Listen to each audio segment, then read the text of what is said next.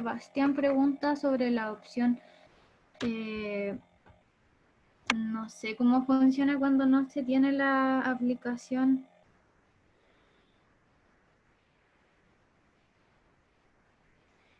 Daneski, sí, Daneski.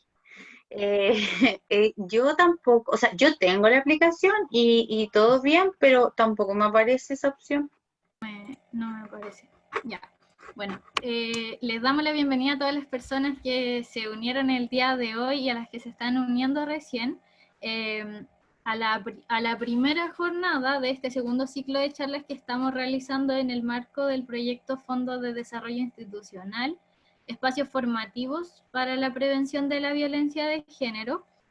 En esta ocasión contamos con la participación de Margarita Montesinos, que va a ser nuestra intérprete en lengua de señas, y Tatiana Hernández, quien es investigadora del equipo del Observatorio de Género, quien nos expondrá la charla sobre los efectos que tiene la violencia de género en este contexto de pandemia que estamos viviendo hoy en día.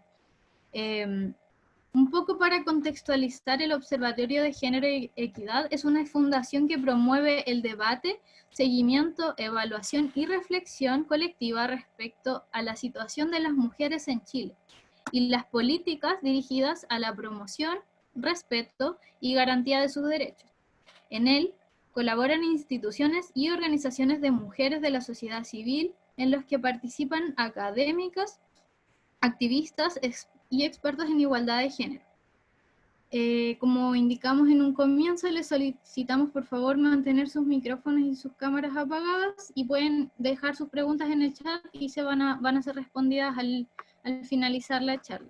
Igual la sesión va a quedar grabada en caso de cualquier cosa y espero que la disfruten. Los dejo con Tatiana. Hola a todos, a todas y a todes. Muchas gracias por participar en esta charla.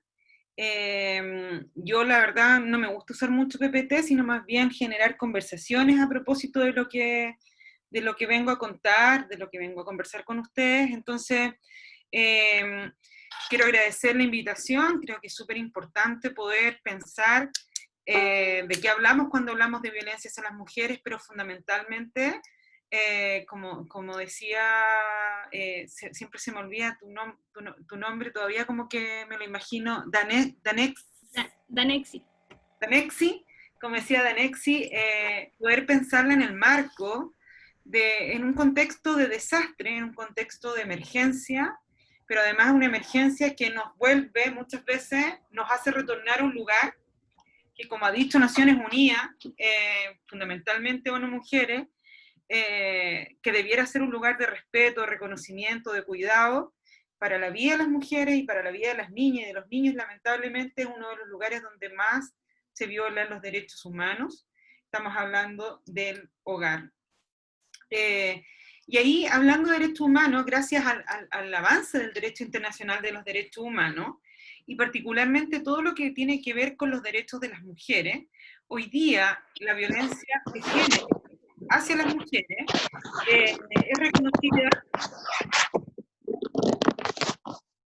es reconocida como una violación a los derechos humanos y como un problema público, como un problema de salud y también de seguridad pública. Entender el asunto de la violencia contra las mujeres como un problema público permite, como lo dijeron muchos estados en la Declaración de Pachuca en el año 2014, que los estados hagan todo lo que tienen en sus manos para prevenir la violencia contra las mujeres.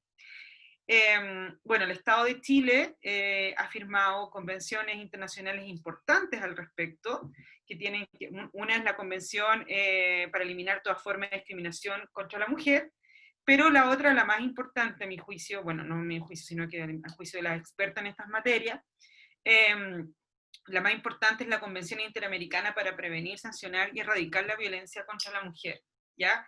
Y ahí el mecanismo de seguimiento, el MESECVI que se llama, el mecanismo de seguimiento de esta convención, le ha dicho permanentemente al Estado de Chile, ojo, Chile, usted no está haciendo bien las cosas. El Estado está está fallando, y está fallando fundamentalmente en lo que tiene que ver con la prevención, cuando hablamos de que no existe educación no sexista, por ejemplo.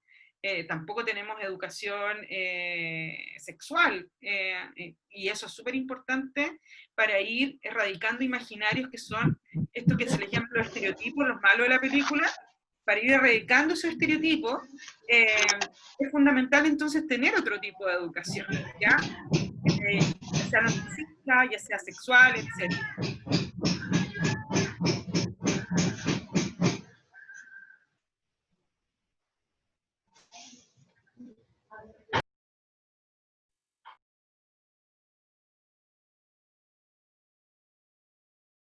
Y también las expertas de este mecanismo le ha dicho al Estado de Chile que también tiene que hacer todo lo que esté en disposición para capacitar a los funcionarios públicos y a las funcionarias públicas a que puedan entonces entender, comprender de qué hablamos cuando hablamos de violencia hacia las mujeres, ¿ya? Porque generalmente la mujer que es sobreviviente de violencia, cuando va a pedir ayuda, colaboración al Estado, se encuentra con un Estado que no entiende de qué hablamos.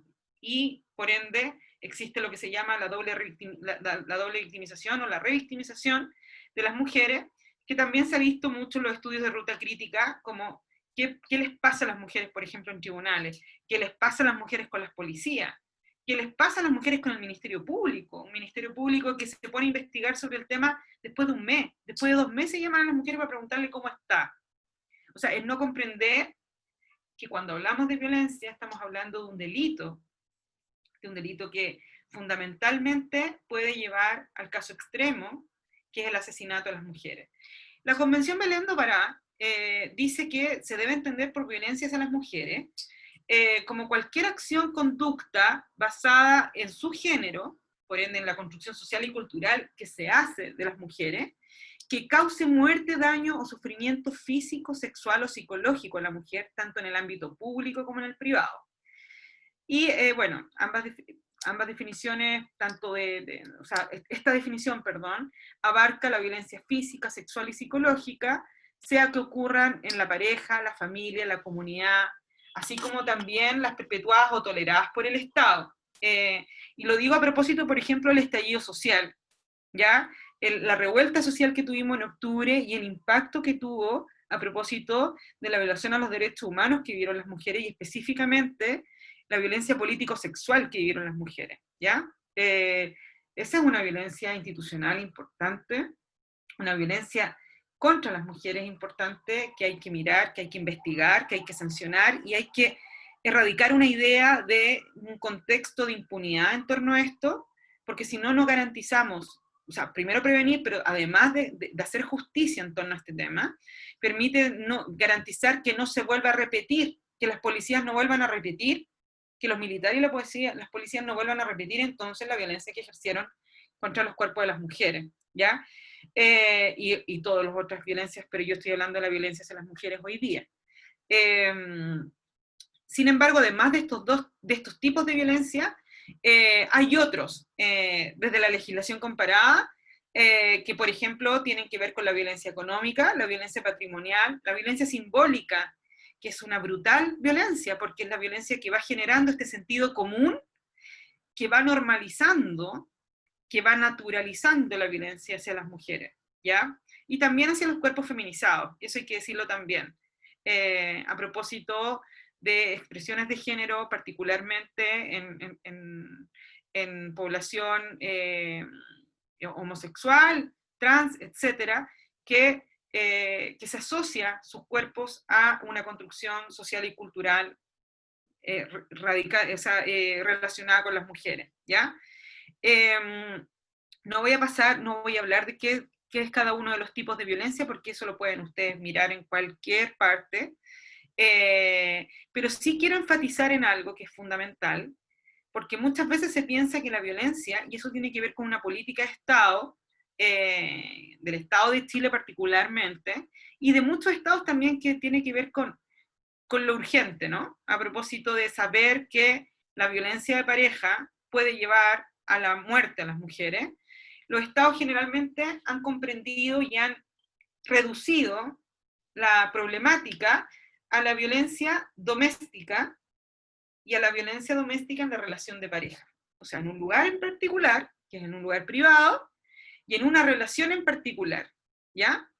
Y la violencia de género contra las mujeres es mucho más que eso. O sea, ya lo hablamos un poco, se da en distintos espacios, tanto en el público como en el privado. Ustedes, las universidades, en el 2018 se tomaron las universidades para denunciar el acoso sexual y el abuso sexual que vivían en el contexto de la comunidad universitaria. Y eso es una violencia que se da en un espacio público, ¿ya? En un contexto que es el universitario. Y los contextos pueden ser también distintos, el pareja o íntimo, intrafamiliar doméstico, laboral, educacional, callejero, carcelario, deportivo, en un conflicto armado, en una manifestación, marcha, protesta, en un contexto de dictadura, de democracia también, a propósito de la migración, desplazamiento, en desastre, en contexto de desastre como el que estamos viviendo hoy día. Y todo eso hay que ir mirándolo porque finalmente hay escenarios, los contextos, cuando uno los mira como escenarios de violencias también, que donde se dan estas otras violencias hacia las mujeres, por ejemplo, el conflicto que tiene el Estado de Chile con el pueblo mapuche, ¿ya? Hay una violencia instalada ahí, ¿cierto? ¿Qué pasa con la violencia que están viviendo las mujeres en ese espacio? Nos tenemos que preguntar sobre eso. ¿Y qué estamos haciendo para prevenirla? ¿Y qué estamos haciendo para garantizar la vida de esas mujeres? Lo digo a propósito de las mujeres, las dos mujeres que murieron, que fueron asesinadas, no sabemos, o que se suicidaron, no sabemos, en Ercilla.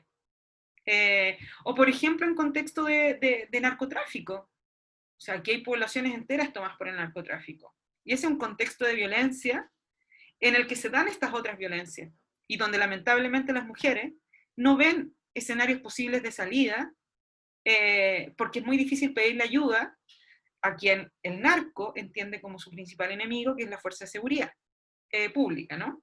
Entonces, ¿cómo tratamos, cómo prevenimos, cómo garantizamos la vida de esas mujeres en esos contextos? Es algo que nos tenemos que preguntar, ¿ya?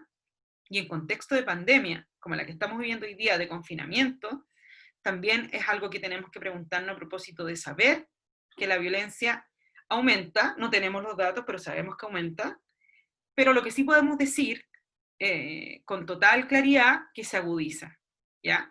O sea, no podemos decir a propósito de las denuncias que aumentan, lo que podemos decir que las denuncias aumentan o disminuyen, pero los estados, y particularmente el chileno también, medimos la prevalencia de la violencia a propósito de encuestas, de encuestas públicas, específicamente en temas de violencia. Y la última encuesta en BIF, que mide la violencia en un espacio privado, en un contexto intrafamiliar y de pareja, dice que 1 de cada 3 mujeres en Chile está viviendo violencia. Pero lo que nos dicen los datos a propósito de la pandemia es que los llamados para solicitar apoyo, ayuda, se incrementaron en más de un 140%, que las denuncias bajaron considerablemente, el último dato no me acuerdo si era 19 o 20%, y eso es súper preocupante, porque ya las mujeres no denunciaban, como se llamaba denunciar, y en contexto de pandemia denuncian menos, pero la pregunta, o sea, generalmente se tiende a pensar de que las mujeres tienen más miedo, que las mujeres son las que, como decía malamente una autoridad, las mujeres son erráticas, porque a veces dicen que están viviendo violencia, después se arrepienten, que no sé qué, no sé cuánto, pero lo que hay que mirar ahí, en realidad, es el contexto institucional que las mujeres tienen claro que no funciona. Y las mujeres saben que cuando denuncian, muchas veces se ponen en más riesgo. Ponen en riesgo sus vidas, las de sus niños, etc. Entonces, ¿cómo finalmente el cuestionamiento es cómo la institucionalidad va garantizando que cuando una mujer denuncia, va a responder con la celeridad que corresponde para proteger su vida? Eso es súper importante. Y cómo va ganando confianza entonces la institucionalidad en las mujeres, y las mujeres van viendo entonces en ese espacio escenarios de justicia que hoy día no ven. Entonces las mujeres sienten, lamentablemente, de que están más seguras con su agresor, increíblemente, que saliendo, denunciando, porque saben que denunciando las ponen en una situación de mucho más riesgo, lamentablemente.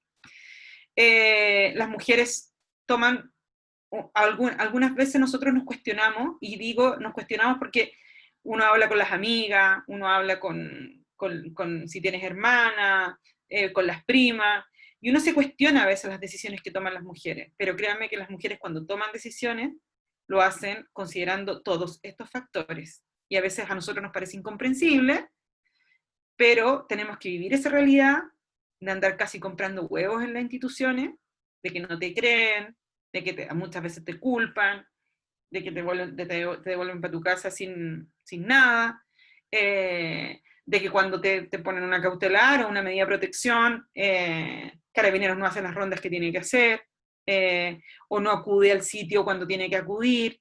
Entonces, todas esas cosas las mujeres las ven, y saben que el contexto es muy inseguro para ellas entonces. Entonces decimos que hay distintos espacios, distintos contextos, distintos tipos, que ya hablábamos de la física, psicológica, sexual, económica, patrimonial y simbólica, institucional. Hay distintas manifestaciones a propósito de cómo se expresa la violencia, en amenaza, insulto, humillaciones, femicidio, hostigamiento, acoso, abuso sexual, etc. Y esto le ocurre a distintas mujeres, y eso es algo también súper importante que tenemos que analizar, porque se tiende a pensar de que la única violencia que viven las mujeres, a propósito de una estructura de dominación que opera para someterlas, es la violencia patriarcal. Y lamentablemente no es la única violencia que viven las mujeres. En general, los cuerpos de las mujeres, las situaciones de violencia que viven las mujeres están cruzadas también por otras estructuras de dominación. O sea, lo que vimos en Curiacautín, y como vimos después cómo se violentaba una machi en Tirúa, que se estaba manifestando a propósito de pedir que los presos políticos fueran a vivir la prisión en otro espacio que no fuera la cárcel, fundamentalmente el machi. Ahí se expresa fundamentalmente también el racismo, ¿cierto? Y también la clase. La discriminación de clase también se expresa ahí sin duda. Entonces tenemos que ser capaces de mirar interrelacionadamente, que se le llama como el enfoque de interseccionalidad, cómo operan estas otras estructuras de dominación, además del patriarcado, y cómo eso va agudizando entonces la discriminación y la violencia que viven las mujeres, ¿ya?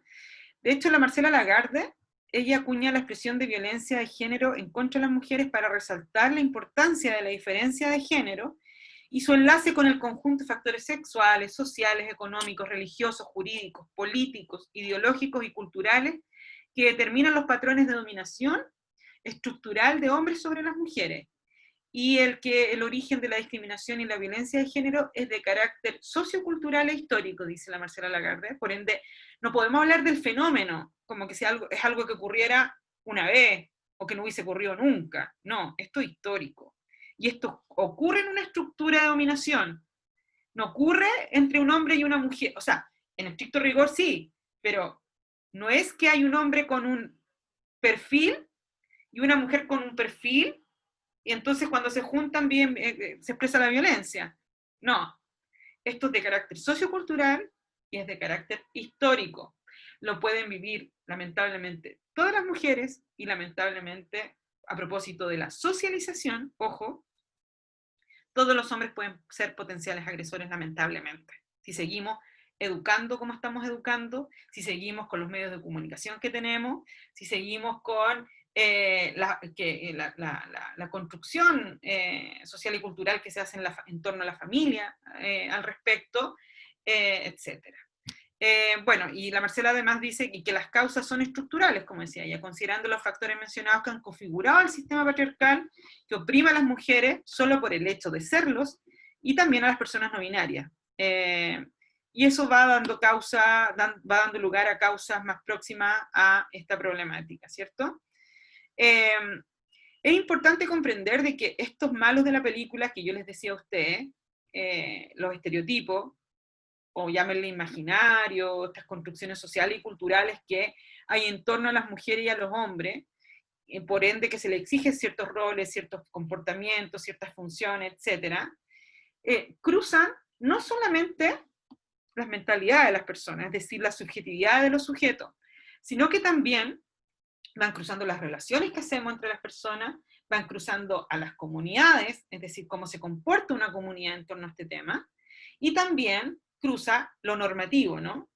Nosotros en Chile todavía, por ejemplo, tenemos una sociedad conyugal que dice que las mujeres no tenemos capacidad para tomar las decisiones económicas, y que el hombre piensa por nosotros cuando tomamos decisiones económicas. Y eso es súper grave, porque eso es pensar con el pensamiento de Aristóteles que antes de Cristo. O sea, imagínense cuántos siglos que seguimos pensando que las mujeres no tenemos cabeza, no tenemos capacidad de tomar decisiones de carácter público, de carácter económico. Miguel Lorente, cuando habla de la violencia de género hacia las mujeres, que él es un experto en esta materia, él dice que se tiene que entender que es un acto, es una estrategia de sometimiento continuo, ¿ya? Y que lo que va haciendo el agresor, fundamentalmente, es ir despersonalizando a la mujer. La va convirtiendo en cada una de sus tácticas, en cada una de sus acciones, la va convirtiendo en una cosa, ¿ya? Y eso a propósito de lo que dicen otras teorías, que las mujeres van cada vez erosionando más su capacidad de tomar decisiones, su poder, porque aquí lo que está en juego es una dinámica de poder, en una relación desigual de poder y donde hay un abuso de poder, entonces, ¿ya? Miguel Lorente además dice algo súper interesante a propósito de la violencia, de para que se produzca y se reproduzca la violencia. Él habla de las 3 C, ¿ya? De la credibilidad del hombre, de la culpabilidad de la mujer y de la complicidad social, ¿ya? Entonces Miguel dice que lamentablemente la voz de las mujeres, se sigue desconfiando la voz de las mujeres. Esta idea como, algo habrán hecho. Si no, así, bueno, es como, no es confiable lo que dice. Además, después se desdijo y después volvió a decir lo mismo. Es como no comprender por qué las mujeres finalmente actúan como actúan a propósito de una sociedad que históricamente no les ha creído a las mujeres, ¿ya? Por eso es que es tan importante el movimiento Me Too, Hermana Yo Te Creo, etcétera, ¿ya? La otra C, la culpabilidad de la mujer, bueno, actúa en torno a esta construcción de imaginario de que las mujeres somos perversas, ¿ya? De que es culpa nuestra salir como salimos, a la calle. Es culpa nuestra que nos metimos en una calle oscura. No es culpa de una ciudad que se estructura de una forma insegura cuando vivimos en una cultura de la violación, ¿ya? Porque si viviéramos en una sociedad donde nosotras sabemos que vamos a salir y no nos va a pasar nada, pasar por un callejón oscuro no tendría ninguna importancia, ¿cierto? Pero lamentablemente las ciudades operan de alguna forma para seguir poniéndonos en ciertos lugares a las mujeres. O sea, si es de noche, lamentablemente yo no salgo si la ciudad no tiene buena luz, ¿cierto? Entonces, ¿qué es lo que nos está diciendo la sociedad en ese minuto? Que nos está dominando, ¿no? Nos está dominando con la forma en que se estructura la sociedad, con la forma en que se organiza la sociedad, la ciudad en ese caso, ¿ya? Y finalmente la complicidad social, bueno, esto de que muchas veces tiene que ver con normativa, no tenemos normativas que sancionen bien, seguimos opinando en conjunto, generando una verdad pública en torno a la violencia que culpa y no le cree a las mujeres, y ahí uno tiene que hacer todo lo que esté en manos de una, y de uno, y de une, para romper con los contextos de impunidad.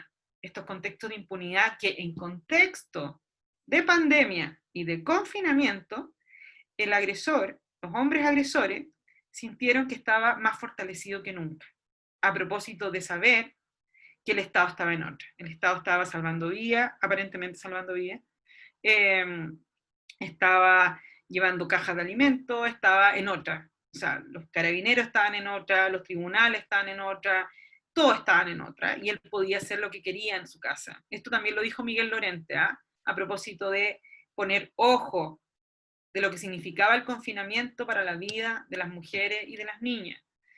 Si uno va a los registros, por ejemplo, de abuso sexual hoy día, de delitos de abuso sexual y violación, es súper dramático el dato. Es muy dramático el dato de la violencia sexual que están viviendo hoy día las mujeres y las niñas, y los niños también, a propósito de estar confinados. Entonces, Miguel dice, claro, vamos a pasar 24 horas juntos, el agresor siente que ese territorio es suyo, cualquier acción puede ser interpretada por el agresor como un acto de indisciplinamiento, por ende, él va a disciplinar como sea, y someter como sea a la mujer, y además tiende a sentir que el contexto lo favorece, porque nadie va a hacer nada por esa mujer porque todos están en otra, ¿ya? Entonces los mensajes que hay que mandar ahí, y el hacer que uno tiene que mandar ahí, es decir, ojo, si estamos, ojo, está la comunidad tiene que estar, pero también está la institucionalidad, quienes tienen que garantizar la vida de las mujeres están, los tribunales hoy día están mandatados a que estas causas sean prioritarias, lamentablemente muchos tribunales se mandan solos, entonces lo mandata el presidente de la Corte, pero ellos hacen lo que quieren, el presidente del Poder Judicial y ellos hacen lo que quieren, y un poco lo mismo pasa con fiscalías, ¿no? A propósito de las causas, las investigaciones, o sea, las denuncias que entran, también el fiscal nacional define que son prioritarias, pero el fiscal nada dice de la celeridad con la que se tienen que tomar las investigaciones, ¿ya? Y ahí yo creo que es súper importante comprender que la investigación en un delito de violencia hacia las mujeres es parte del proceso de reparación que viven las mujeres, cuando esta es con la máxima celeridad y súper acuciosa, ¿ya? Yo me quedaría hasta ahí, y me gustaría saber si hay preguntas, dudas, de parte de ustedes.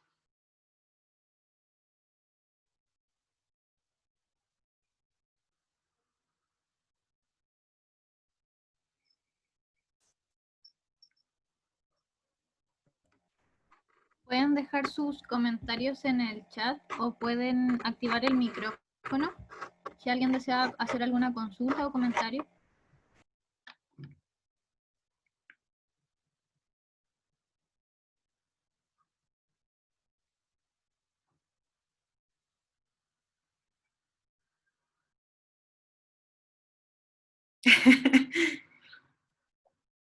O fui muy clara, o fui muy fome, o fui...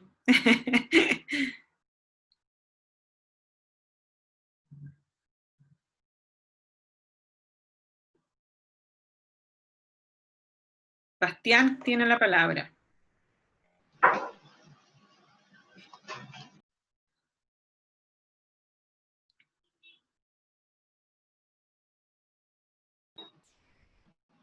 ¿Se Dale. escucha? Sí. ¿Aló? Sí, Hola, sí. buenas. Bueno, Bastián Mercado, mucho gusto a todos, a todas quienes están presentes. Más que preguntas, bueno, agradecer, Tatiana, también por todo lo que nos estás compartiendo. Y como tú decías, quizás fuiste muy clara, yo creo que por ahí pasa también lo que voy a comentar a continuación. Más que consultas, todo esto viene a reconfirmar el presente, la realidad frente a la cual nos estamos encontrando, que no debería ser un proceso novedoso, pero las circunstancias sociales lo están haciendo así, dando mayor visibilidad a todas las temáticas que se están conversando. En ese sentido, mi pregunta va un poco más a lo práctico, con respecto a qué se puede hacer a nivel institucional. Sabemos que contamos con una dirección de género, por lo menos en la Universidad Católica, de la cual soy parte, pero ¿qué más se puede o qué más se debe hacer en ese sentido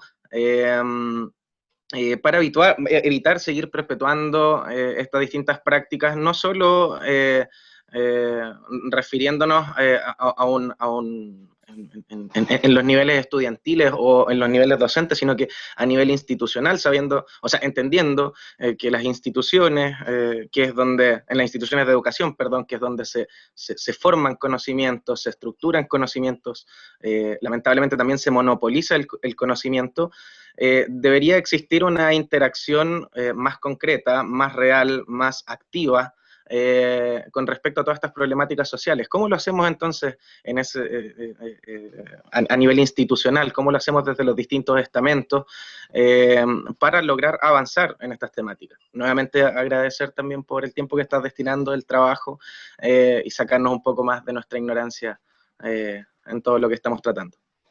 Sí, yo te agradezco la pregunta porque creo que es importante, a propósito de concluir como qué hacemos, que también lo dice la Suserna Ledesma en el chat.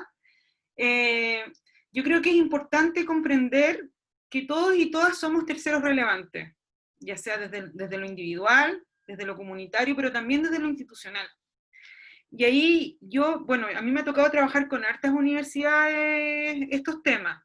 Me ha tocado hacer diagnósticos de género, me ha tocado hacer metodología para sensibilizar a los distintos estamentos en temas de violencia, discriminación y acoso sexual. Y a mí me llama mucho la atención cuando a muchas universidades se plantean estos temas como que si fuera un control de conducta, ¿no? Como que si la violencia se tratara de un tema conductual y no de un tema, como decía la Marcela Lagarde, que es sociocultural e histórico, ¿no? Que obedece a una... De hecho, a mi parecer, obedece a la configuración social que hemos construido ya durante mucho tiempo y es bajo la cual estamos todos circulando, es casi un bucle sin salida, pero estamos en una etapa donde se espera que ese bucle termine. Sí, pero yo creo que hay más conciencia y eso no es menor, ¿ya? A propósito de que las mujeres están tomando más conciencia de la violencia que viven y del derecho que tienen a vivir una vida libre de violencia. Y yo creo que también hay hombres que están dando pasos, y eso me parece súper significativo.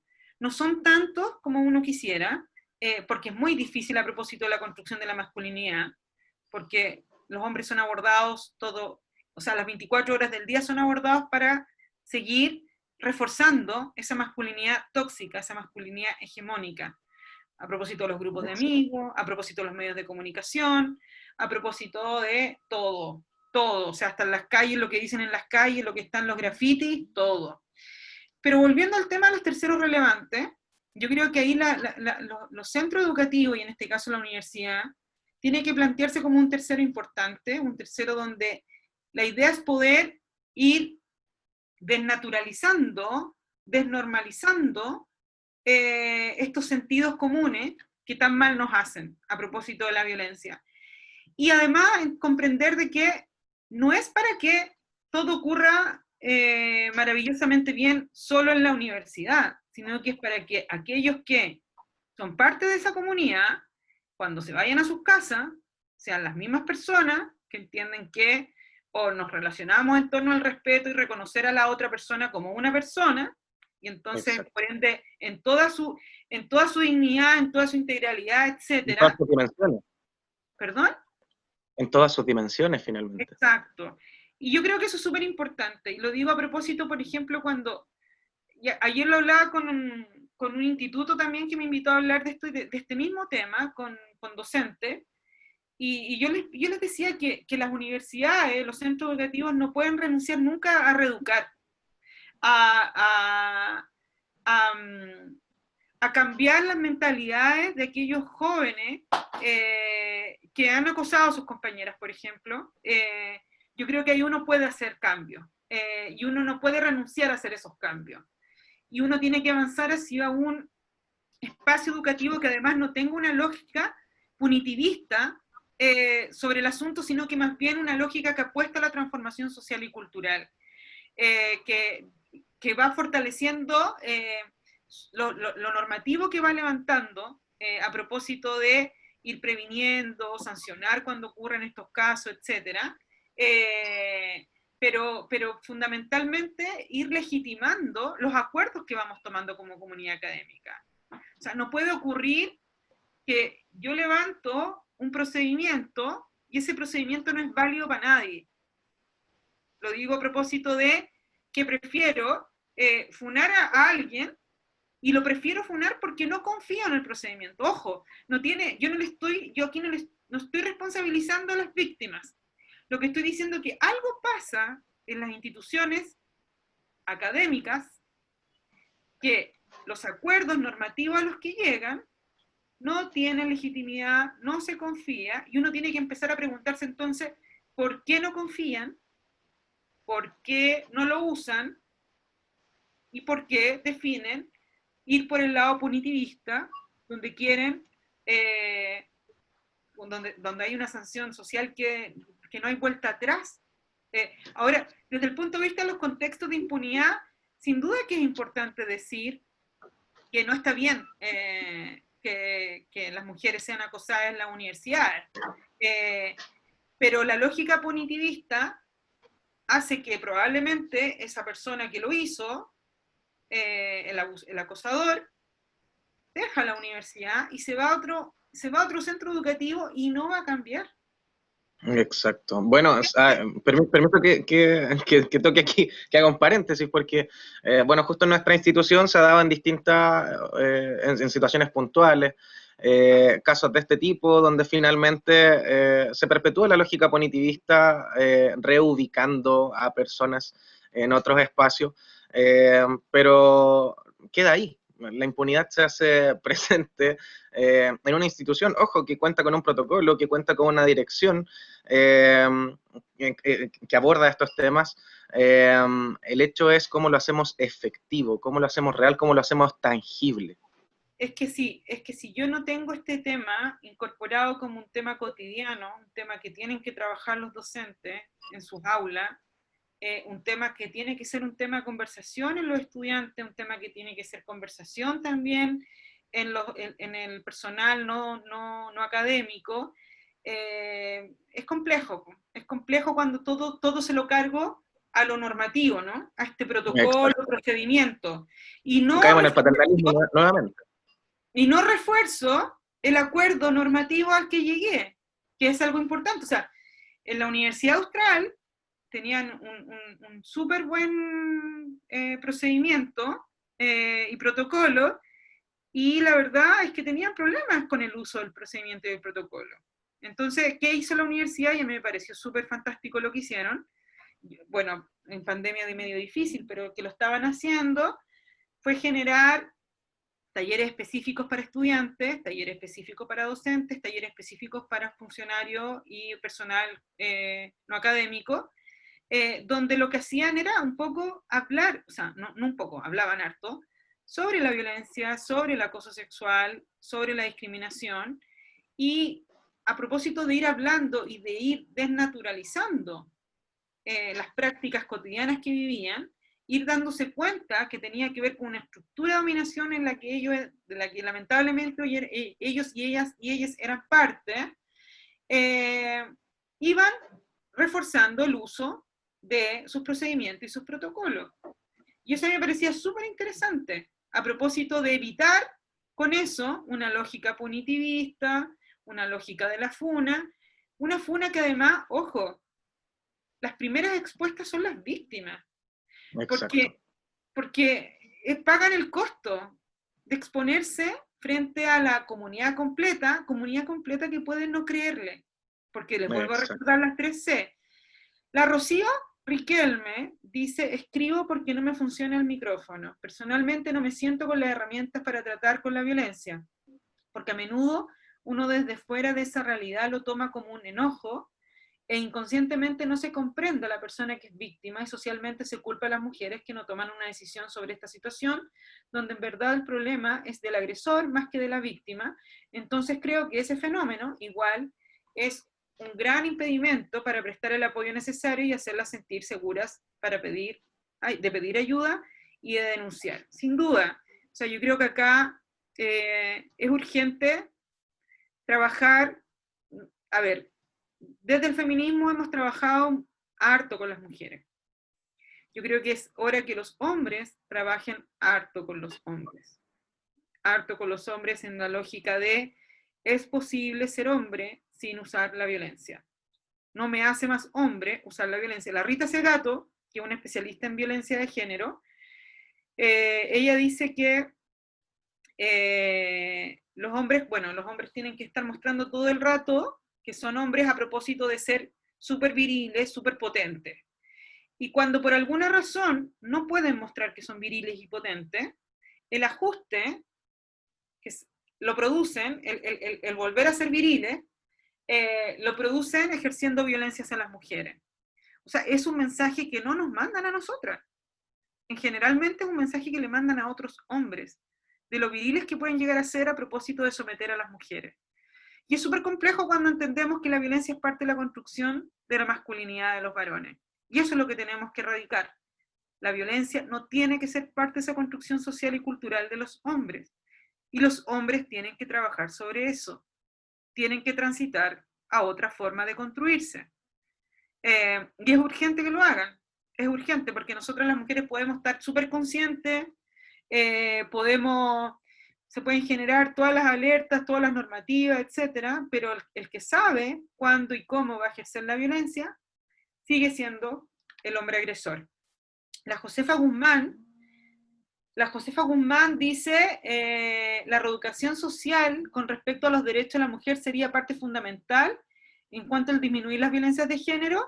Si es así, debería ser un proceso en donde, en el caso de Chile, el Ministerio de la Mujer y de Educación deberían trabajar en un plan curricular con perspectiva de género desde la educación inicial, pero como se combate desde la formación desde el hogar o de la libertad de la educación, es que la libertad de la educación, ahí yo creo que hay un tema que no es menor, porque cuando educamos a los niños libres de estereotipos de género, estamos hablando del marco internacional de los derechos humanos de todo el mundo. O sea, no es que aquí vinieron un par de locas y quieren imponer una idea de algo para ir en contra de alguien, ¿no? O sea, sí, estamos contra el patriarcado, estamos contra el racismo, estamos contra el clasismo, pero lo que queremos es erradicar eso de las cabezas, de las prácticas de todo y de todas y de todo. O sea, no. Y si eso significa cuestionarnos instituciones que para ciertos grupos conservadores son importantes, como la familia, tenemos que cuestionarnos la forma en que somos familia. Que los secretos, y vuelvo a repetir, los secretos más dramáticos, las violaciones más dramáticas a los derechos humanos de las mujeres, de las niñas y de los niños ocurre en ese espacio y ocurre por un conocido. Entonces no podemos seguir tolerando a propósito de la libertad de la educación que los niños sigan educándose en torno a estereotipos sexistas, racistas, clasistas. No lo podemos seguir tolerando. Y ahí, claro, hay que trabajar, ojo, no solamente con las mujeres, como dice la Josefa, sino que también hay que trabajar con los varones. O sea, tenemos que educar vuelvo a repetir, tenemos que educar a los hombres, tenemos que, educando a hombres y a mujeres, finalmente vamos a tener también familias que sean mucho más, vayan en la lógica de la transformación también. Si el punto es cómo nos educan. La educación, Pierre Bourdieu enfatiza que el poder que tiene la educación a la hora de socializar en torno a la masculinidad hegemónica. Y ojo que las mujeres también tenemos al macho metido en la cabeza. Y eso es, y no con eso voy a responsabilizar a las mujeres porque hay muchos machistas en la calle. Las mujeres somos la cultura y tenemos que cuestionarnos también cotidianamente cómo vamos erradicando al patriarcado que nos tiene colonizadas también la cabeza. Eso es algo que tenemos que cuestionarnos cotidianamente cuando criticamos a una mujer, por ejemplo, cuando competimos con una mujer, a propósito de que nos enseñaron a competir desde muy pequeñas entre mujeres, y eso obedece a una forma de socializarnos que es del siglo nada, o sea, es como de la época del romanticismo, o sea, estamos hablando de una época súper antigua. Denise dice, entro en conflicto con el tema de casi tener una obligación de informar o corregir al hombre cis. ya que nuevamente caemos nuevamente en el rol de la mujer educadora. Yo no estoy diciendo que las mujeres eduquemos a los hombres, cis. Lo que estoy diciendo es que los hombres tienen que hacerse responsables de cómo van generando su propia transformación para también crecer sin violencia. Ojo, y ahí la Rita Segato, yo no comparto mucho lo que dice la Rita, entiendo, pero no lo comparto mucho, pero se los digo igual. La Rita Segato dice que las primeras víctimas del patriarcado son los varones, a propósito de que son los que ejercen la violencia, son los educados para ejercer la violencia, para destruir la sociedad en ese sentido. Y claro, yo puedo decir que sí, son tan perjudicados también, pero reconocerlos como las víctimas principales me parece que no está bien, porque eso significa que hago desaparecer toda la estructura de privilegio en la que se construye la masculinidad hegemónica. Aquí existe una estructura de privilegio, donde no estamos las mujeres. Y si algunas están, es porque son parte del pacto patriarcal. Y eso está clarísimo. Dice Lucas Rojas, concuerdo contigo, Tatiana, siento que el problema de la violencia de género también nos somete a nosotros mismos como hombres, y concuerdo con la necesidad y la urgencia de crear más espacios de hombres para ayudar y orientar y abolir las conductas de violencia y machismo a los mismos hombres. Sí. Ahora en el contexto de comunidad universitaria, ¿cuál sería la mejor forma para crear estos espacios? Muchas gracias, bla, bla, bla. Gracias. Nada, pues los círculos de hombres. Así como las mujeres tenemos círculos de mujeres, hablamos entre nosotras, los hombres tienen que aprender a hablar entre ellos, a contarse la vida entre ellos. Créanme que no hay nada mejor.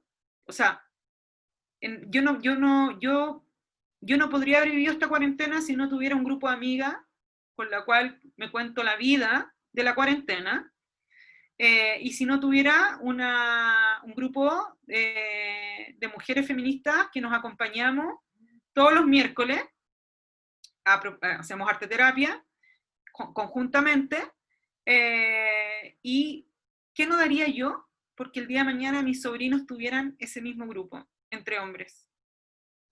A propósito de ir abandonando esta estructura de privilegio, abandonando esta construcción tóxica de la masculinidad.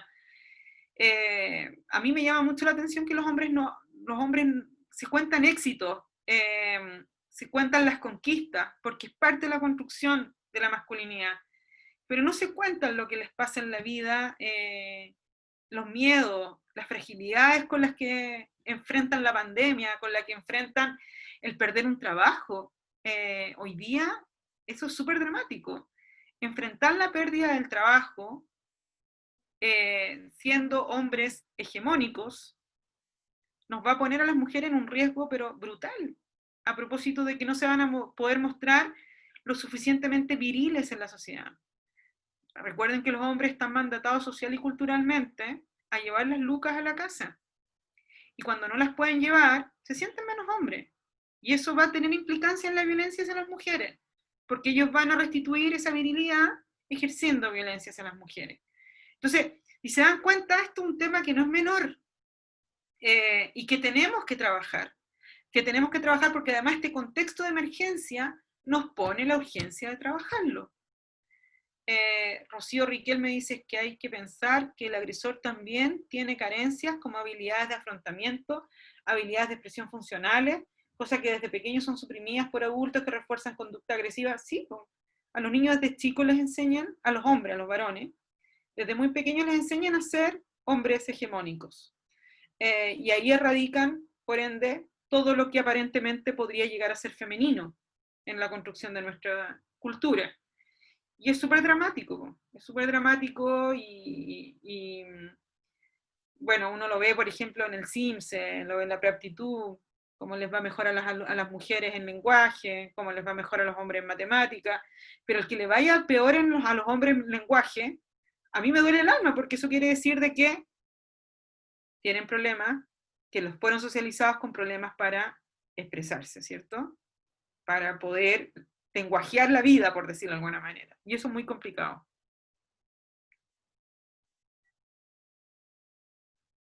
¿Más dudas, preguntas? Yo, Tatiana, hola. Hola. Soy Susan. Llegué por Instagram a esta charla, no tengo nada que ver con universidades ni nada. Estoy demasiado agradecida por la oportunidad. Y quería saber, a raíz de que mencionaste de que habías expuesto, habías trabajado en otros lugares con metodologías para sensibilizar, en vez de imponer cambios, y quería saber si tienes algún video o textos o va a haber una charla pronto sobre eso, porque me interesa mucho Puta. esto de sensibilizar. Y O gracias. sea, ese material tiene dueño. Nosotros lo hicimos para la Universidad Austral. Pero, o sea, material en temas para trabajar en temas de violencia hay mucho en las redes. Por ejemplo, EPES, si lo buscan en Facebook, ellos tienen mucho material para trabajar en temas de sensibilización en materia de violencia de género. Crea Equidad, ellos trabajan mucho el tema de las masculinidades, por ejemplo, también. Yo creo que ahí pueden encontrar harto. Para trabajar en contexto de violencia, violencia institucional, a propósito de conflictos indígenas, o conflicto armado, o contexto de narco, pueden meterse a buscar en Aluna, se llama Aluna, que son unas mexicanas maravillosas, que lo que ellas enseñan, que es a mi juicio muy poderoso, que enseñan más bien a hacer acompañamiento, o sea, es toda una perspectiva más comunitaria de prevenir la violencia. Y de cómo vamos fortaleciendo la autonomía a propósito del conversar con otras mujeres, de comprender de que lo que nos ocurre, como lamentablemente yo he escuchado a muchas mujeres cuando me ha tocado conversar con ellas en el sur, o a propósito del conflicto o en poblaciones narco, o sea, tomadas por el narco, quiero decir, me ha pasado que escucho como, esto me ocurrió por mala suerte, fue una mala suerte nacer acá.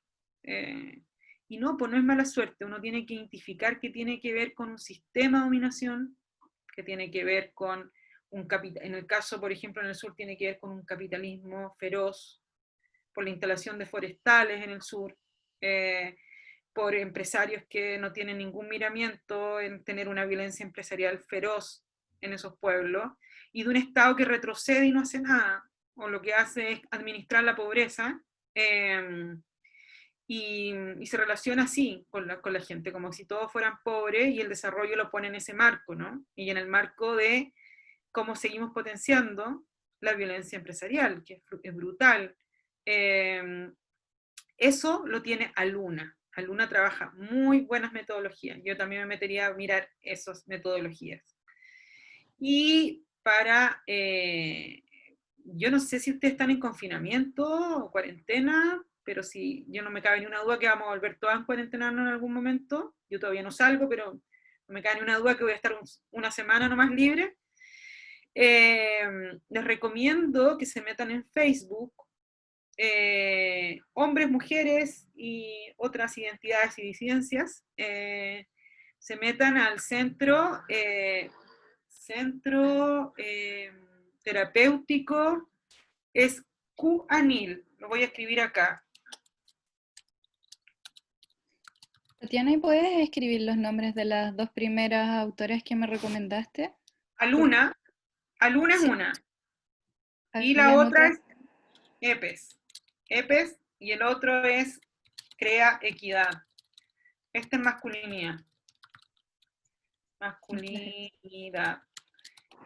Pero el canil, yo se lo recomiendo muchísimo, porque el canil lo que tiene, y es algo que el patriarcado nos ha convencido a las mujeres, y nos ha etiquetado sobre todo a las mujeres, los varones en esto se han salvado, a propósito del patriarcado, nos han convencido de que vivir con dolores, vivir con depresiones, alteraciones emocionales, etcétera, es algo normal. Es algo con lo cual vamos a vivir toda nuestra vida. El dolor de cabeza, el dolor de guata, en los cambios emocionales, O sea, la impermanencia es algo natural, a propósito además de lo que estamos viviendo, es natural, está bien, pero nos etiquetan como bipolares, como esquizofrénica, etcétera, cuando en general muchas de esas cuestiones tienen que ver con, son signos, son síntomas a propósito de la dominación que se ha ejercido sobre nosotras, y el centro canil, que lo puse ahí, a mí me gusta mucho el concepto que ellas utilizan, dicen que sanar es un acto político, porque lo que uno está haciendo, está diciendo, me rebelo contra la dominación patriarcal, en la cual me tienen convencida que vivir enferma, vivir con dolores, es algo natural. Y bueno, es súper bonito cómo va tramando la idea de por qué es importante sanar, cómo podemos sanar, y por qué es importante ocupar este momento que estamos viviendo en cuarentena, o este momento de que se suspenden esta relación en vivo que tenemos generalmente con quienes queremos, o también con quienes no queremos, pero este momento de suspensión nos tiene que permitir sanar, a los hombres y a las mujeres, pero fundamentalmente a las mujeres que nos han convencido que es natural, es normal vivir con dolores, es normal vivir con heridas. Y no, uno no puede quedarse pegada, sin duda que hemos vivido heridas, que nos han hecho heridas, que nos han traumatizado, pero si nos quedamos en la posición del trauma, de la víctima, nos inmovilizamos, dejamos de ser protagonistas de nuestra historia, de que podemos transformar, que podemos transformarnos con otras, y con otros, y con otros. Y yo creo que esa es la invitación también, o sea, además de ser terceros relevantes, es de pensarnos a nosotros mismos, qué es lo que tenemos que sanar para volver a encontrarnos después, cuando nos tenemos que encontrar y nos tenemos que encontrar mejor. A mí me pasa también que trabajo en el equipo de comunicaciones de la Rebelión del Cuerpo, y así como nos cuentas del canil, nosotras en la Rebelión también tenemos un acto de protesta que dice: en una sociedad que lucra con nuestras inseguridades, gustarnos es un acto de protesta. Entonces también sí, estamos desde ahí. Súper lindo, súper lindo.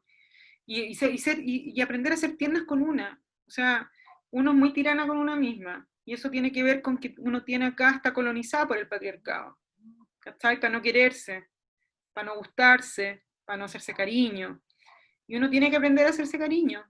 Y tiene que ser mucho más paciente. Tiene que ser más consciente de que no todo lo puede, que no tengo que poderlo todo. ¿Por qué?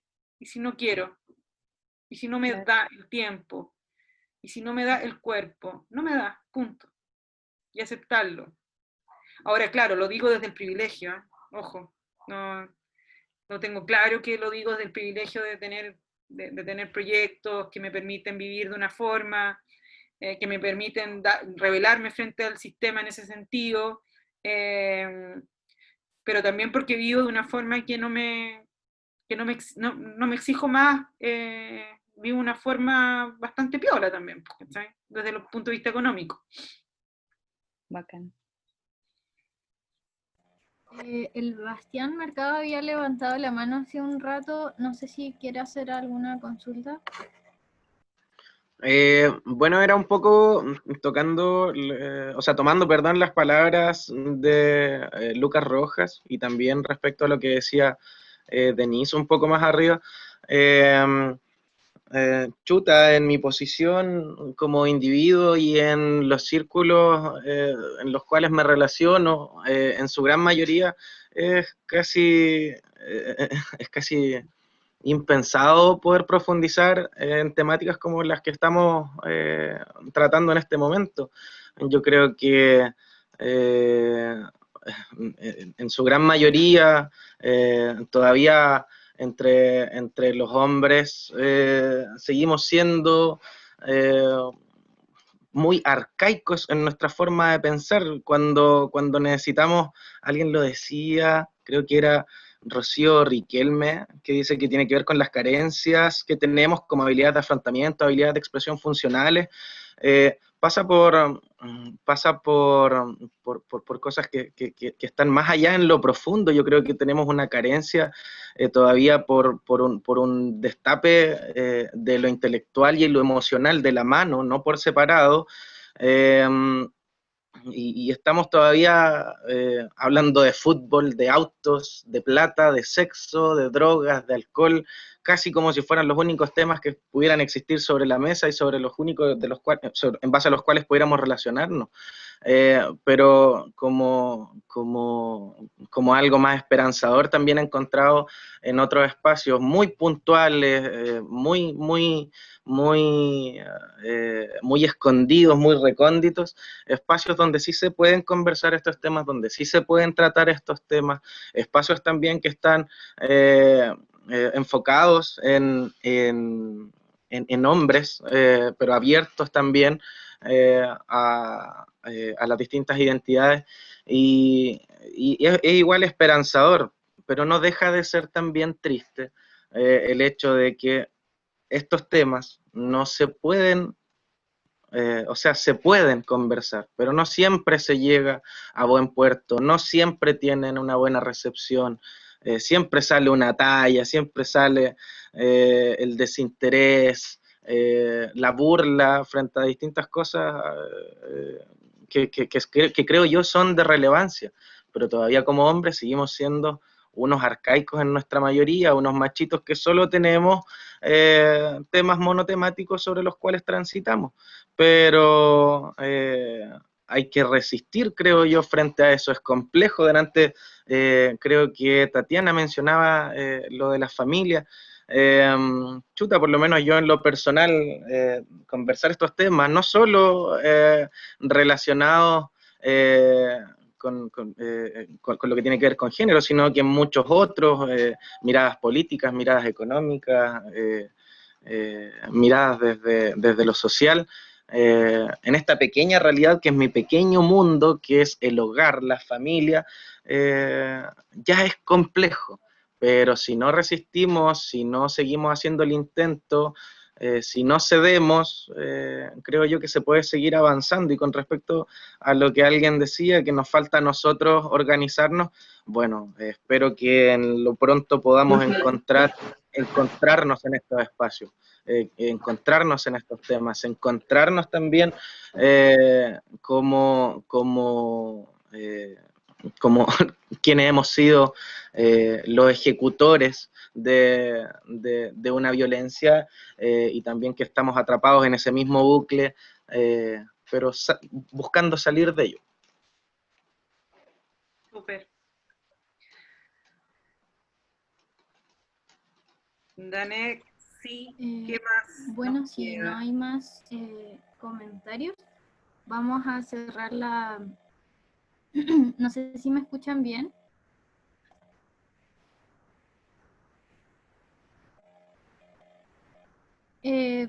Bueno, si se corta un poco, pido disculpas. Estoy en zona rural, entonces a esta hora ya empieza a funcionar un poco mal el internet. Voy a dejar en el chat un link para una encuesta. Es súper breve, solo son 3 preguntas para nosotros poder ir retroalimentando las actividades del proyecto. Como muchas personas sabrán, el proyecto lo estamos llevando a cabo estudiantes de la Universidad Católica de Temuco, pero es de carácter abierto a la universidad para empezar a hablar sobre estas temáticas de género, porque son temáticas que queremos que lleguen a todas las personas. Entonces les invitamos a seguir igual el Instagram del proyecto, donde vamos a estar publicando las demás actividades. Son todas de carácter abierto, así que a quien quieran invitar, para que sigamos conversando sobre estas temáticas, para que sigamos instruyéndonos, van a ser todas y todos bienvenidos. También quería dejarles invitados. Ahora, hace como 5 minutos atrás, comenzó un conversatorio organizado por la Dirección de Género de la universidad, que es sobre sesgos y estereotipos en casos de violencia de género. Entonces, si tienen tiempo, igual en los correos institucionales, o pueden hablarnos por Instagram y les enviamos el link del conversatorio, que es por Zoom también. Así que ahora les voy a dejar la encuesta para que por favor la puedan llenar. y así nosotros vamos mejorando las actividades del proyecto. Y agradecerle a todas las personas por haberse conectado el día de hoy. Vamos a subir prontamente el video a YouTube, así que si necesitan el link se los vamos a enviar, va a quedar como no listado, pero para que puedan revisarlo o si quieren compartirlo con alguna otra persona igual. Y eso, los dejamos entonces, muchas gracias. Que estén súper bien. Muchas gracias Tatiana y Margarita por habernos acompañado el día de hoy igual, con una excelente presentación y una buena conversación que se dio hoy. Hay que seguir generando estos espacios de reflexión. Así que muchas gracias a todas y todos. Y a todos. Chao, que estén bien.